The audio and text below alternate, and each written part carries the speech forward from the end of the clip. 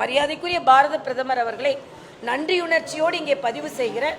இன்னும் சொல்ல போனால் பிற்படுத்தப்பட்ட மக்களுக்கும் சமூகத்தில் பின்தங்கிய மக்களுக்கும் மரியாதைக்குரிய பாரத பிரதமர் அவர்கள் ஓபிசி கமிஷன் என்று வைத்து அதற்கு அரசு அங்கீகாரத்தை கொண்டு வந்தார், கான்ஸ்டிடியூஷனல் இம்பார்ட்டன்ஸை கொண்டு வந்தார். அதற்கு எதிர்த்து ஓட்டு போட்டவர்கள் காங்கிரஸ்காரர்கள், மண்டல் கமிஷனை எதிர்த்து பேசியவர்கள் காங்கிரஸ்காரர்கள்.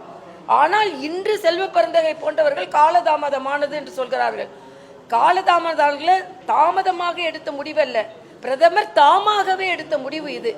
2021 நடத்தப்பட வேண்டியது. இன்னைக்கு கரோனா போன்ற பெருந்தொற்று இந்த நாடு பல பிரச்சனைகளை சந்தித்து கொண்டிருந்தது.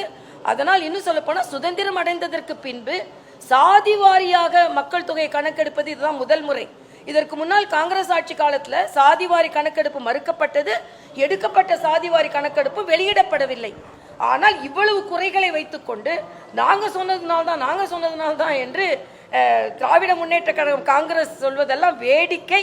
ஏனென்றால் இவர்களுக்கு அதை சொல்லுகின்ற அதிகாரம் கிடையாது.